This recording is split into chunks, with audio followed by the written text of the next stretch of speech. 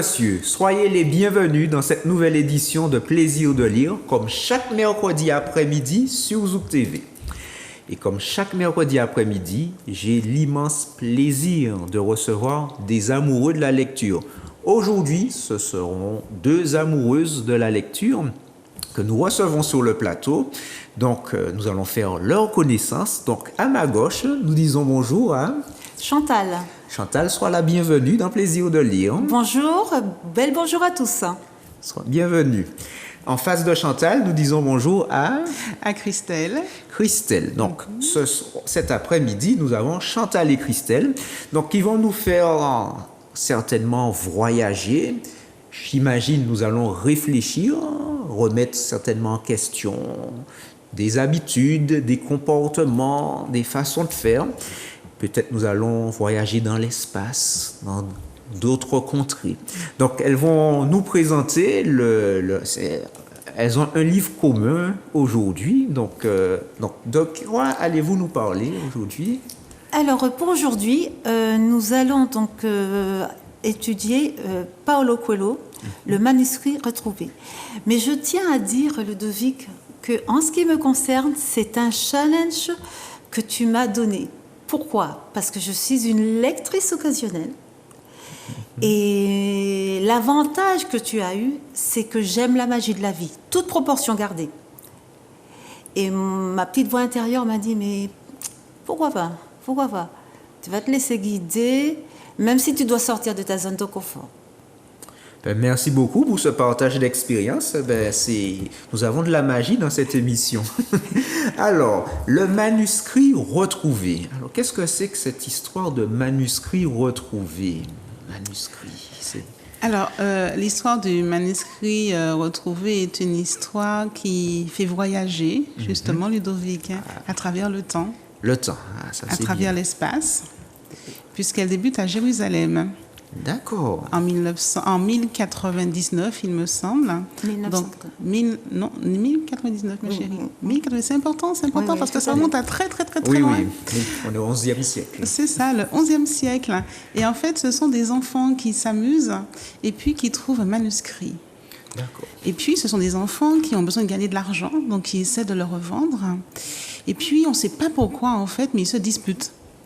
Et la maman qui est témoin de ça pense effectivement qu'il y a de la magie dans ce manuscrit qui fait les enfants se disputer. Et elle décide de s'en débarrasser. Et ce manuscrit est brûlé. Mais il y a une copie qui survit. Et puis elle est transmise de main en main, au fur et à mesure. Et puis finalement, elle atterrit entre les mains de quelqu'un d'important. Et qui se rend compte que ce manuscrit, au final, révèle un savoir, une sagesse hors du temps, hors du commun. Et ce qui est intéressant, c'est qu'au départ, ce qui était pensé comme étant des énergies négatives, tout ça va se transformer en livre de vie, alors je ne vais pas dire de Bible, mais livre de vie qui aujourd'hui est encore d'actualité sur toutes les thématiques que ce livre va aborder. Alors on va imaginer qu'on est en Jérusalem, on est au XIe siècle, il y a les croisés, et en fait, ce livre va réunir toutes les religions, chrétiens, juifs, musulmans, dans une cité finalement qui vit en harmonie. Et avec cette guerre-là qui est aux frontières, tout le monde se pose des questions, mais que va-t-il arriver de nous? Et puis ils vont voir un vieux grec, que nous ont appelé le copte du village, et ils vont lui poser des questions. Les questions seront annoncées dans le livre, et il y aura donc les réponses que notre amie Chantal va nous lire. D'accord. Alors, ce que je tiens quand même à souligner, que le choix de ce livre est un livre ouvert à tous. La seule chose, c'est qu'il nous donne des leçons de vie. Et concernant ceci, moi, ça correspond tout à fait à ma vision de la vie. Tout en sachant que quand même, que j'ai toujours à l'esprit que personne ne sait ce que demain sera fait, et que la vie est un véritable enseignement. Donc effectivement, Christelle peut parler justement de pourquoi la vie est un enseignement. Alors, au nom de quoi je vais en parler, Chantal, c'est aussi important parce que quand tu m'as invitée à être ton binôme pour cette émission, en fait, il était important pour Chantal de mélanger sa voix à la mienne parce que je suis psychologue. Et je trouve qu'en ces temps tourmentés, surtout ce moment-là très particulier du passage du Covid, dans cette incertitude, dans ce Covid qui a ébranlé beaucoup de chaumières, il était important peut-être de lier l'actualité avec le savoir, avec les espoirs aussi. Et en fait, l'idée, c'est de se dire que ce temps-là qui nous est proposé permettra au moins d'être aussi dans ce moment-là où ce copte se pose et les habitants lui posent des questions. D'accord. Je vais continuer en présentant l'auteur qui est Paulo Coelho, qui est un auteur brésilien mondialement connu, ayant fait uniquement des best-sellers. L'un des plus connus, c'est L'Alchimiste. Dernièrement, en 2022, il a sorti Simplicité, qui c'est sous forme d'agenda. Et pour vous dire que c'est un écrivain qui a été nommé messager de la paix des Nations Unies, qu'il est membre de l'Académie brésilienne de lecture, et il est lu dans plus de 78 langues au monde. Voilà. Tout à fait, merci beaucoup. Et alors, l'ouvrage, le manuscrit retrouvé, est-ce que c'est un livre qui doit s'aborder de façon logique du début à la fin, ou on peut prendre par thématique? Comme il est présenté? Est-ce qu'il y a des chapitres?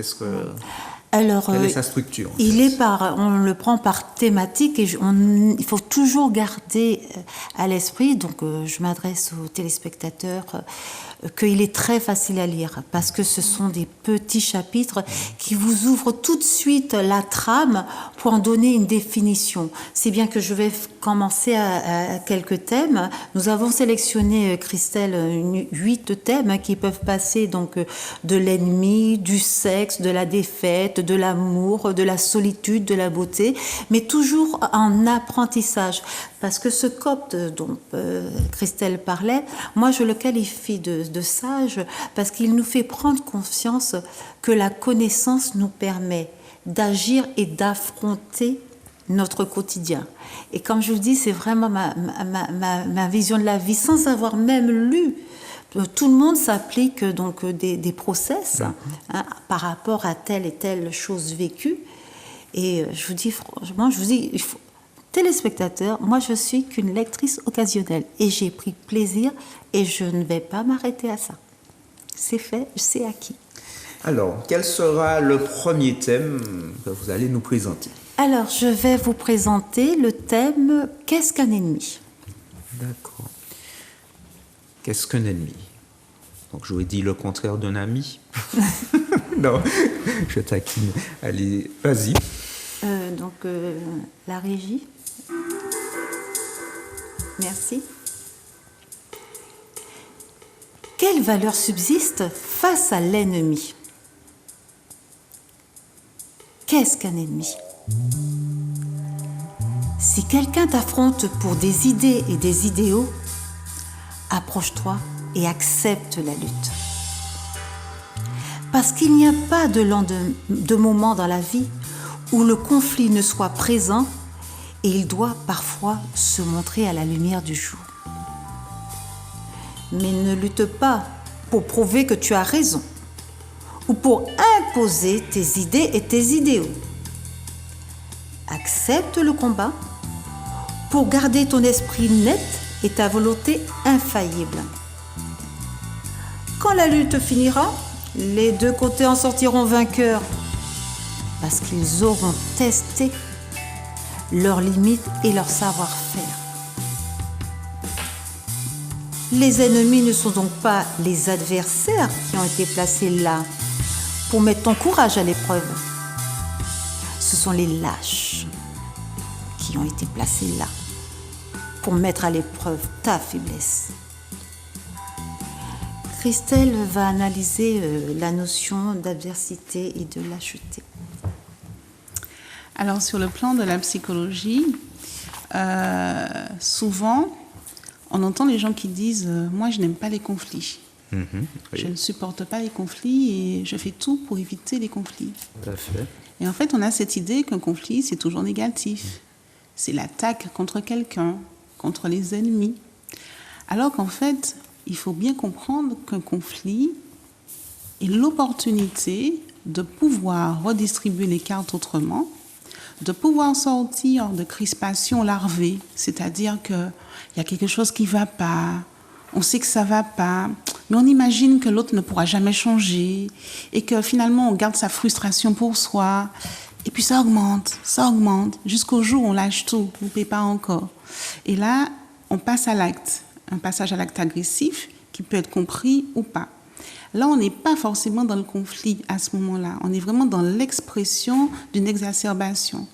Alors qu'en fait, si on comprend bien qu'on est tous différents, d'accord ? On essaie d'avoir des points communs. Par exemple, si je dis là ce soir que toutes les personnes à lunettes lèvent la main, ok, que toutes les personnes qui portent un pantalon lèvent la main, que toutes les personnes qui portent des chaussures à talons lèvent la main, toutes les personnes qui sont pieds nus lèvent la main, enfin qu'importe, on a tous des points de ressemblance, mais on ne se ressemblera jamais totalement. Donc il y aura toujours de la différence entre nous. Donc forcément, on ne sera jamais d'accord.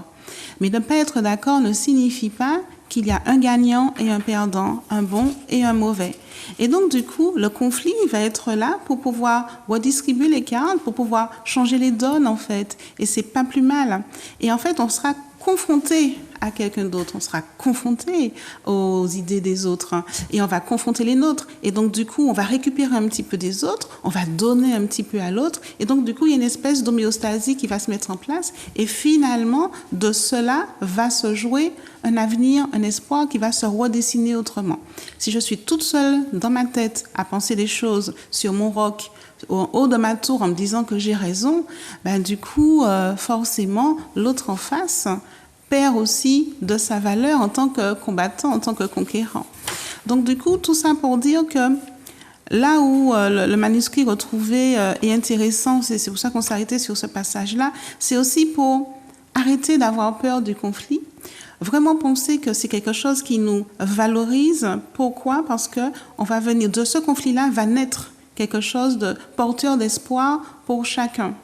Tant que ce n'est pas posé dans des actes de lâcheté, en disant, voilà, on va faire exprès d'exacerber les tensions entre un tel et un tel, et puis du coup, on va planquer derrière le placard ou planquer derrière des écrits aussi, par mail. Souvent, les choses se traitent par mail, dans la sphère du travail, par exemple. Ben, du coup, on va voir comment est-ce qu'ils se mangent entre eux. Alors qu'en fait, si vraiment on est dans cet esprit, en se disant, mais finalement, ce n'est pas plus une confrontation qu'autre chose, une confrontation d'idées, on va sortir chacun gagnant. Effectivement, on va sortir de sa zone de confort, ben, du coup, le conflit est vu de façon positive.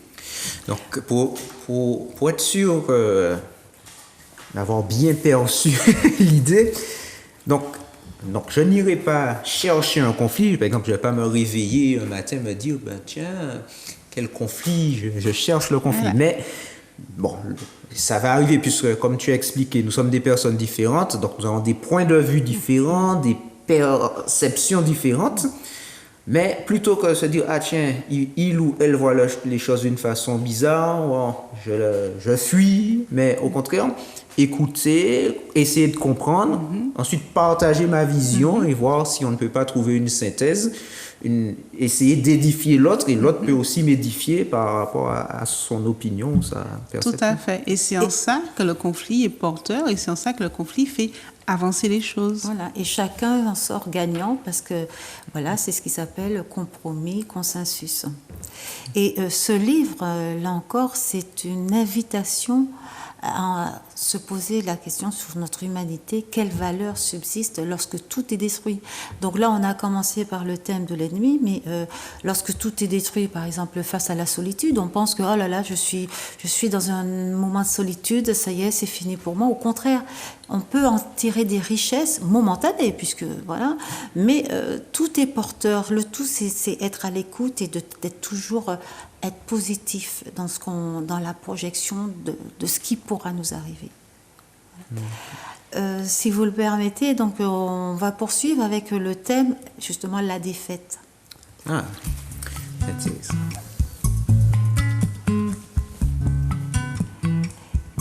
Quelle valeur subsiste face à la défaite? La défaite. La défaite, lors d'une bataille, est la perte de tout ce que nous pensons posséder, nous cause des moments de tristesse.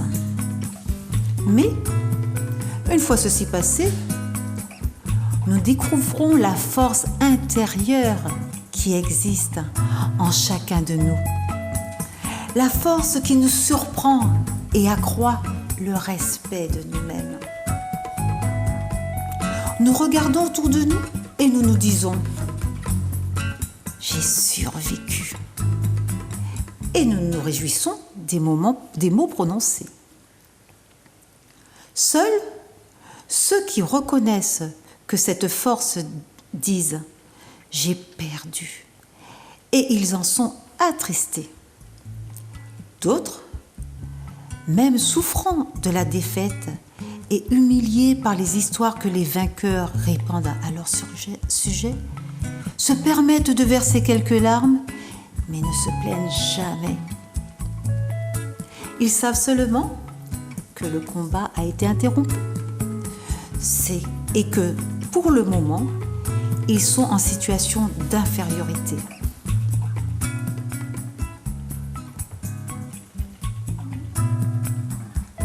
Seul est vaincu celui qui renonce.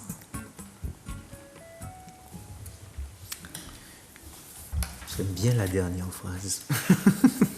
J'aime bien. Seul est vaincu celui qui renonce. Donc, il y a toujours moyen de gagner. Donc, dès que je ne renonce pas, je peux gagner. En tout cas, je peux tirer un enseignement, une leçon d'une situation qui pourrait être au premier abord catastrophique ou... Ouais. C'est exactement ça. C'est surtout cette idée que le tout n'est pas de savoir gagner souvent, mais c'est de savoir perdre. C'est-à-dire, je le dis souvent à mes petits jeunes là, que je suis qui passent le bac. Ces enfants qui sont toujours au taquet depuis la maternelle.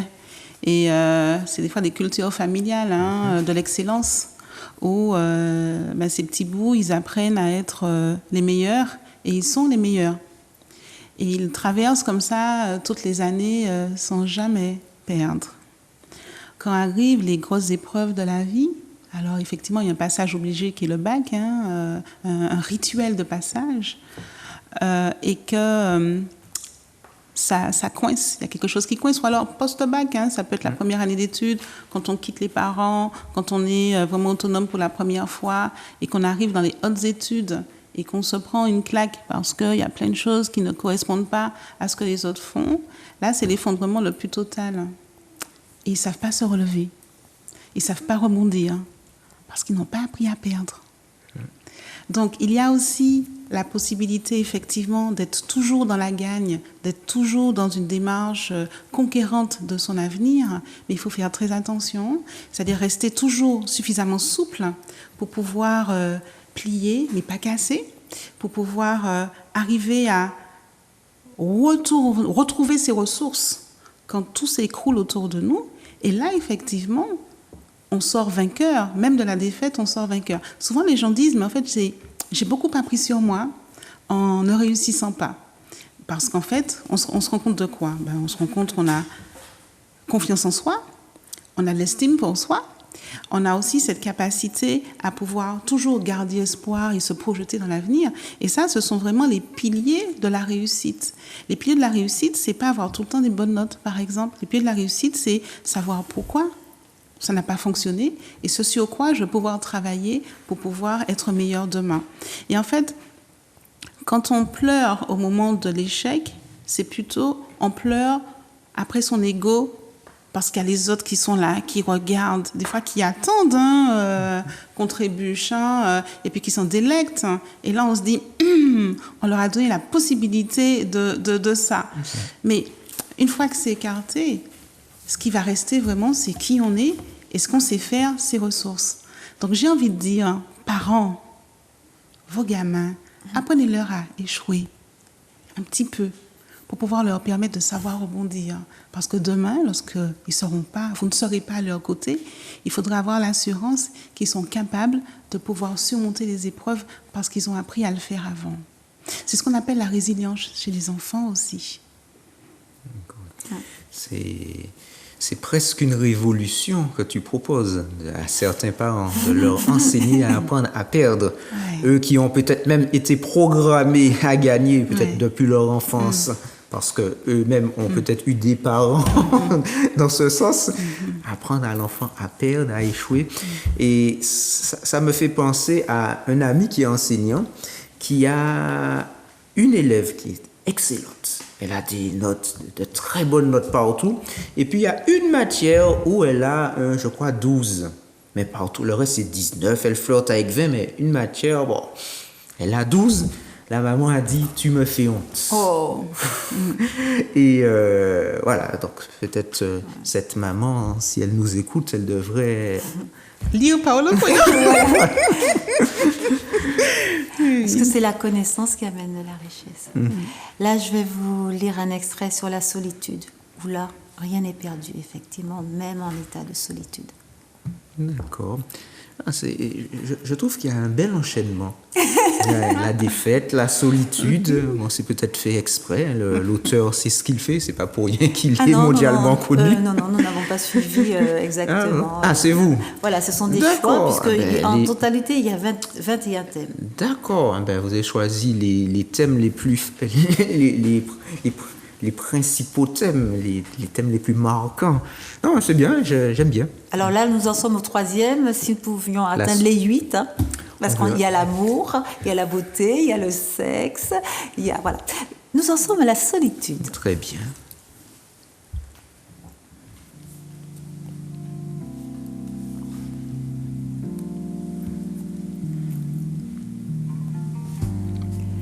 Quelle valeur subsiste face à la solitude? La solitude.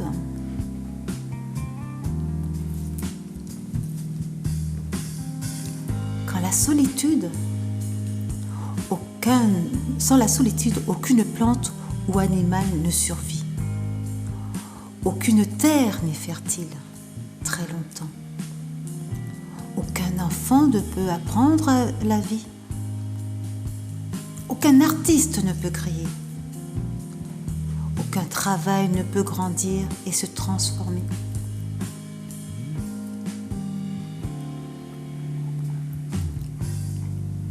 La solitude n'est pas l'absence de l'amour, mais son complément. La solitude n'est pas l'absence de compagnie, mais le moment où notre âme est libre de conserver avec nous et de nous aider à décider de nos vies. Parce que le fait de découvrir qui nous sommes nous oblige à accepter que nous pouvons aller beaucoup plus loin que nous n'en avons l'habitude.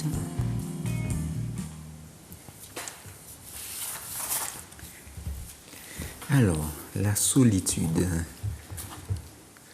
est-ce un ennemi, un allié? Bon, apparemment, ça semble être... il peut y avoir des bénéfices à la solitude. Là, oui, c'est... Et pourtant, il y a des personnes qui luttent contre la solitude. Et je ne trouve pas meilleur terrain que le couple pour pouvoir expliquer cela. Je suis tout oui. Explication. Ce qui découle un peu de ces lectures, en tout cas de ce thème de la solitude, c'est qu'il faut bien comprendre, au départ, l'homme est un être grégaire, c'est-à-dire qu'il a besoin d'être en groupe pour pouvoir fonctionner. Un enfant, quand il naît, s'il est tout seul, il meurt. Il a besoin de sa mère, il a besoin de ses parents, il a besoin de la famille, il a besoin du village, il a besoin de la société pour pouvoir exister, pour pouvoir comprendre le sens de sa vie. Mais dans tout ça, il a aussi besoin de moments de silence. Il a aussi besoin de moments où il est isolé des autres, parce que ce qui se passe, c'est que quand on est trop proche des autres, on se confond avec les autres. Et la frontière entre soi et l'autre, du coup, elle disparaît et c'est très angoissant. Et pouvoir justement se retirer et se retrouver seul avec soi-même, définir qui on est, se poser sur ses blessures, sur ses angoisses, être vraiment ancré dans sa vie, être vraiment ancré dans qui on est, permet de pouvoir aller à la rencontre de l'autre et puis de faire quelque chose en harmonie. Mais si on est tout le temps avec les autres, à quel moment je peux savoir qu'il s'agit de moi? À quel moment est-ce que je peux savoir qu'il s'agit de l'autre? Et souvent, on le voit dans le couple, ces personnes qui ne supportent pas que l'être aimé s'éloigne, se retranche dans son bureau pour travailler, se retranche dans la cuisine pour pouvoir mijoter des petits plats. Parce que pendant qu'on est à la cuisine en train de mijoter des petits plats, on est seul avec soi-même. Pendant qu'on est dans son bureau en train de travailler, on est loin des cris des enfants, par exemple, ou des cris du mari ou de la femme. Et ça fait quand même du bien de pouvoir se retrouver seul. Ce ne sont pas des moments égoïstes, ce sont vraiment des moments nécessaires, importants pour chacun d'entre nous. Et on confond être seul et ne plus être aimé ou ne plus aimer. Et c'est là où justement il y a quelque chose de très vicieux qui va prendre le pas, c'est-à-dire qu'on va quantifier l'amour, c'est-à-dire plus tu seras avec moi signifiera plus tu me montreras que tu m'aimes. Et plus tu t'éloignes de moi et plus en fait cela signifie que tu te désintéresses de moi. Alors qu'en fait on sait très bien que les hommes viennent de Mars, les femmes de Vénus, et que ces messieurs ont une façon aussi de traiter leurs difficultés en s'isolant. Ils entrent dans leur grotte et ils ont besoin de silence pour pouvoir traiter les informations. Et nous, les femmes, nous n'avons de cesse de tambouriner à la porte. Mais tu ne me parles pas, c'est que tu ne m'aimes pas.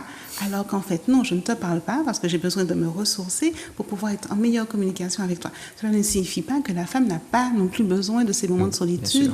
Parce qu'une femme aussi, alors c'est vrai que je suis dans des généralités, je m'excuse vraiment pour tous les téléspectateurs qui ne se retrouveront pas dans ce schéma homme-femme. Je suis vraiment désolée dans cette ère de modernité et d'égalité des sexes. Mais il y a aussi quelque chose au niveau social qui est évident, c'est que nous avons tous besoin, en tant qu'être humain, de pouvoir nous poser, nous isoler avec la garantie d'être aimé et d'aimer. Voilà. D'accord. En t'écoutant, ça m'a fait penser à, je dirais, une blague que j'ai vue sur Facebook il y a quelques jours.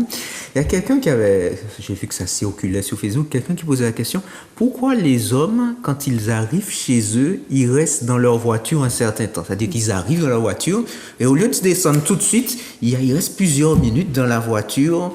Et donc, il y avait plusieurs hypothèses, style peut-être une concentration mentale avant de rentrer, plusieurs idées. Donc, ça m'a fait penser à ça, ce côté. Mais je pense qu'il faut quand même pas généraliser. Moi, je suis pas pour. Oui, il y a voilà, toujours parce qu'il des y a quand même une exceptions, ambiance oui, un bien peu, sûr. voilà, qui fait que non. Bon, après, il faut pas généraliser. Ça peut s'appliquer au départ. En revanche, dans ce que Christelle a dit, donc, tu as pris l'exemple du couple. Je pense c'est certainement aussi possible d'utiliser par rapport aux jumeaux. Je pense aux jumeaux, aux jumelles.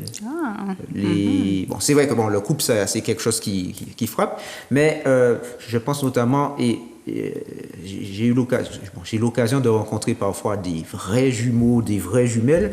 Il faut parfois leur expliquer que ce sont deux personnes différentes, même si ils ont le même ADN, même si c'est difficile. Bon, apparemment, les parents arrivent à distinguer, mais ce sont deux personnes différentes. Ce sont deux personnes différentes avec des aspirations différentes. Elles ne sont pas obligées d'aimer les mêmes choses. Elles ne sont pas obligées d'accorder le même temps aux mêmes passions. Tout simplement. Et oui, même les jumeaux sont des êtres différents. Même s'ils se ressemblent beaucoup, beaucoup. Oui. Pourquoi pas parler de l'amour, hein? On en a tiré quelques extraits, et puis l'analyse de Christelle. On fera l'affaire. L'amour, oui, un grand thème de la littérature.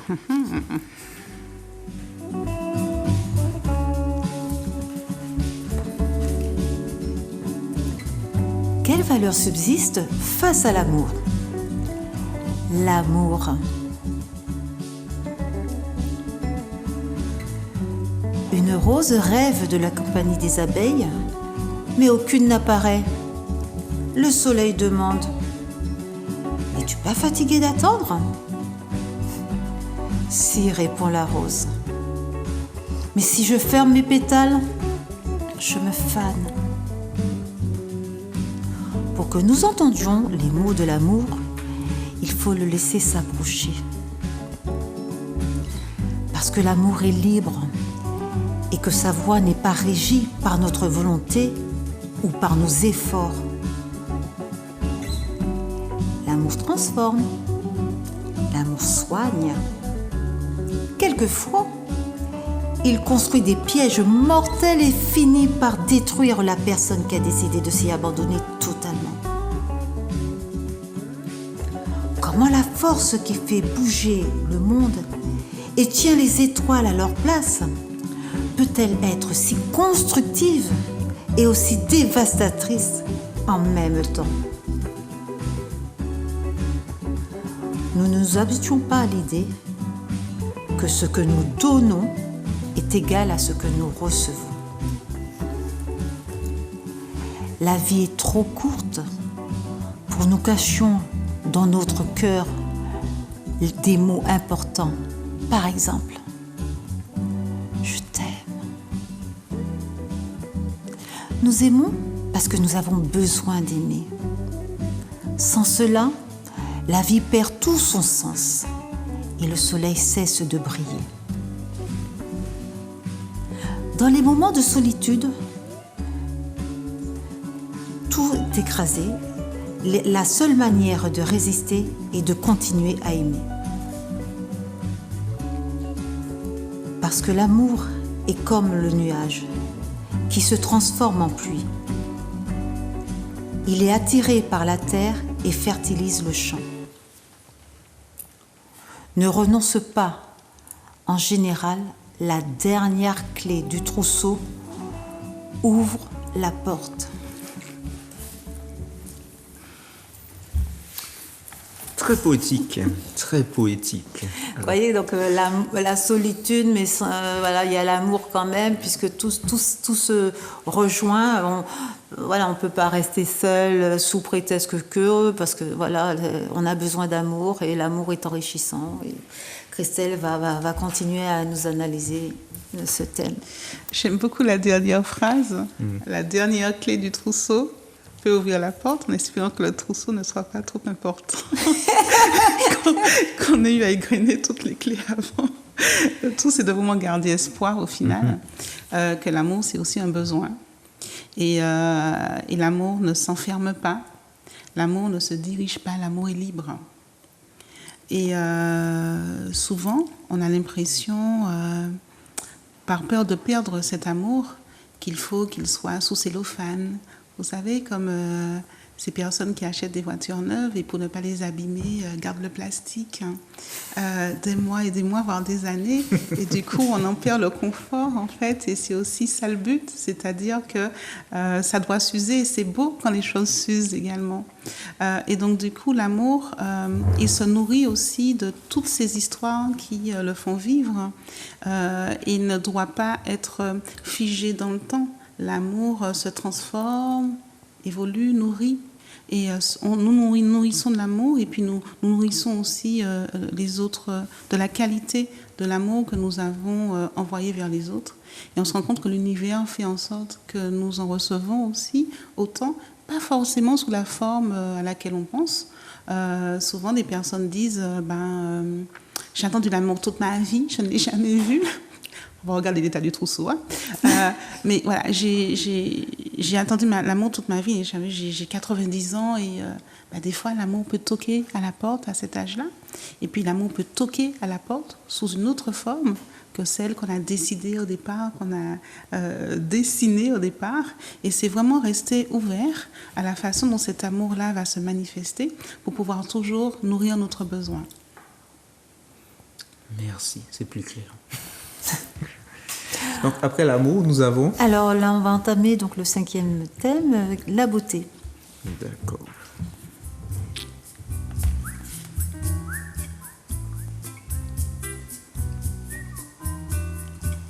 Quelle valeur subsiste face à la beauté? La beauté. On entend toujours dire, ce qui est important, ce n'est pas la beauté extérieure, mais la beauté intérieure. Eh bien, rien n'est plus faux que cette phrase. Si c'était le cas, pourquoi les fleurs feraient-elles tant d'efforts pour attirer l'attention des abeilles? La beauté extérieure est la partie visible de la beauté intérieure. Les yeux sont le miroir de l'âme et ils reflètent tout ce qui semble caché. Mais, outre le pouvoir de briller, les yeux ont une autre qualité. Ils fonctionnent comme un miroir. Le beau ne réside pas dans l'égalité, mais dans la différence. C'est justement ce qui paraît imparfait qui nous étonne et nous attire.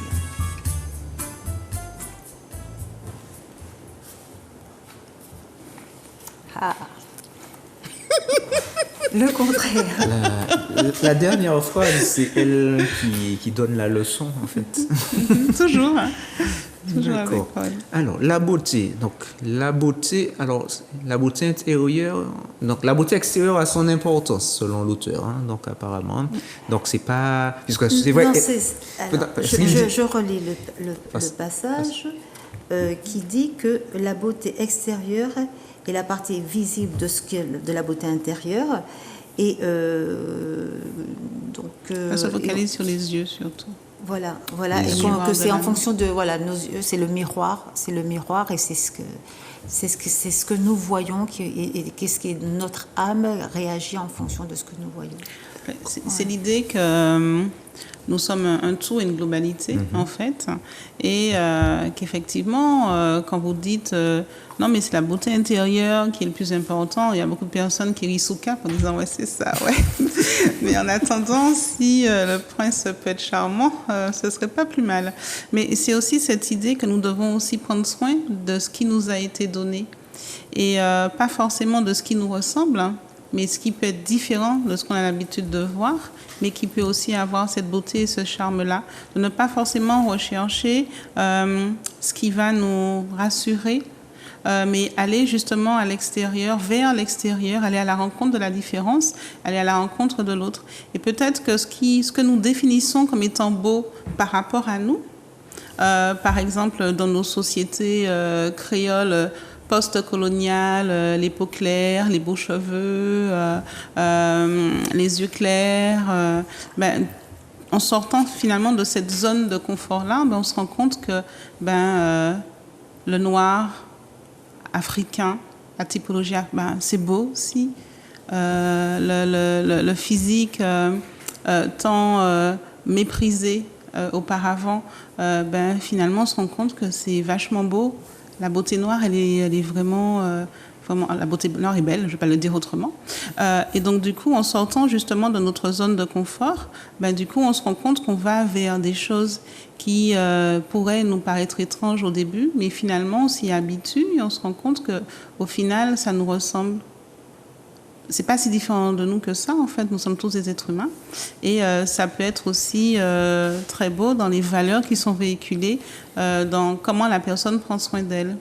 Après, tout est relatif. Hein. Vous savez, il y a des tribus africaines où, effectivement, et ça, on voit l'adaptation de l'homme où il ne pleut pas beaucoup, il ne peut pas souvent. Et donc, du coup, les femmes s'enduisent d'une argile qui va venir protéger la peau. Elles ont la peau super douce, en fait. Et donc, du coup, au départ, on pourrait dire c'est pas très beau tout ça, c'est pas génial. Mais au final, c'est très pratique. Et puis, au final, c'est vraiment des signes de beauté également. Donc, du coup, quand on sort de notre ethnocentrisme et quand on va épouser les valeurs de l'autre, quand on va dans la culture de l'autre, quand on va partager le quotidien de l'autre, nous aussi, nous changeons nos propres repères et nos propres valeurs de ce qui représente certains critères de beauté. Et je pense que c'est un gros problème aussi sur cette île. Je te remercie. Alors, comme nous approchons de la fin, nous ne pourrons pas voir tous les thèmes. Il reste quoi comme thème? Alors, l'anxiété, l'élégance, le sexe. 3 thèmes. Quel est ton thème préféré? Ah non, tout est intéressant, tout est porteur de connaissances. Le sexe. C'était le dernier. L'élégance, c'est pas mal parce qu'il y a un parallèle qui se fait entre l'élégance et l'arrogance. Allons-y pour l'élégance. Parce que là, d'accord. Allons-y parfait. pour l'élégance.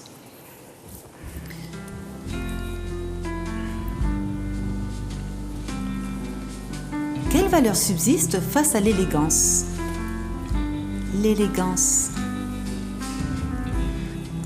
On confond normalement l'élégance avec la superficialité et l'apparence. Rien n'est plus faux. Certains mots sont élégants, d'autres peuvent blesser et détruire. Mais tous sont écrits avec les mêmes lettres. Les fleurs sont élégantes, même cachées entre les herbes des champs. La gazelle qui court est élégante, même quand elle fuit le lion.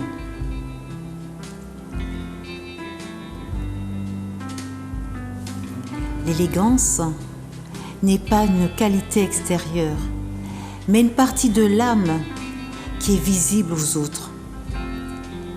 Et même dans les passions les plus turbulentes, l'élégance empêche que soient rompus les vrais liens qui unissent deux personnes.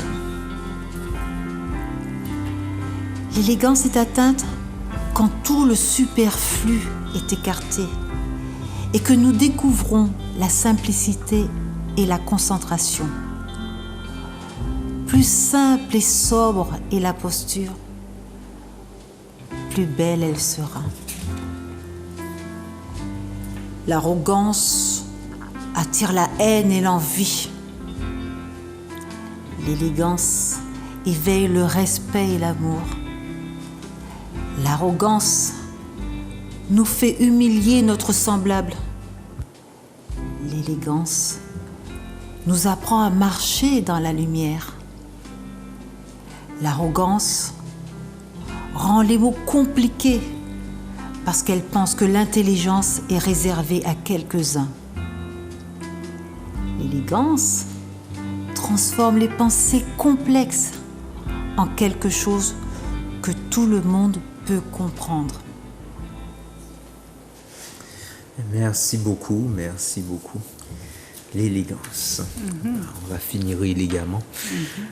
Donc, comment pouvons-nous appliquer ce principe, comprendre déjà ce principe de l'élégance dans la vie? L'élégance se révèle être une figure de style au final, une qualité qui va imposer le respect chez l'autre, quel que soit finalement le terrain sur lequel on évolue, que ça soit en période de crise, que ça soit en période apaisée, on va plus avoir un regard positif sur la personne qui va agir, parler par élégance.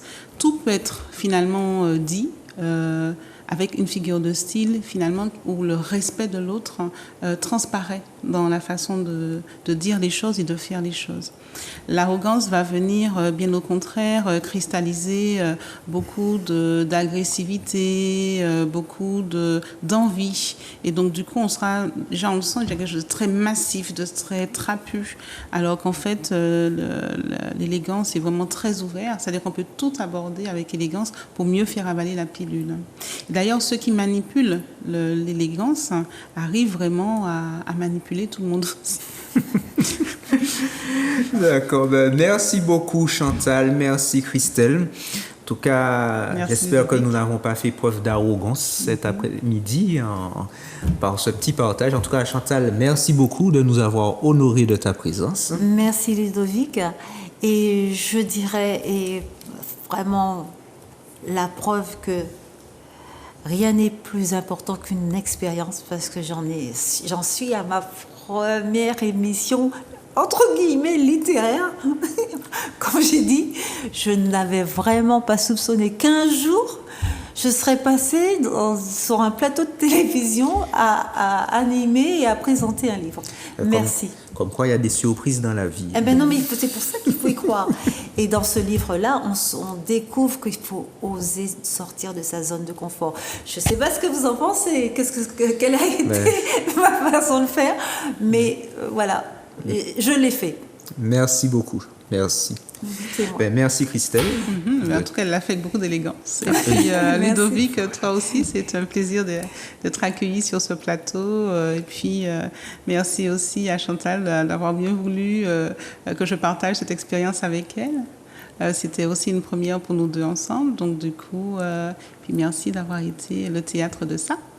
Et voilà. En tout cas, merci à vous toutes les deux. Merci, chers téléspectateurs, pour l'honneur que vous nous faites chaque mercredi, d'avoir partagé ce moment avec nous. Et si, comme Chantal, comme Christelle, vous voulez présenter un ouvrage, sortir de votre zone de confort, il suffit de composer le numéro qui s'affiche, à savoir le 06 96 19 41 13, et nous nous ferions un très grand plaisir de vous accueillir sur le plateau de Zouk TV dans Plaisir de lire.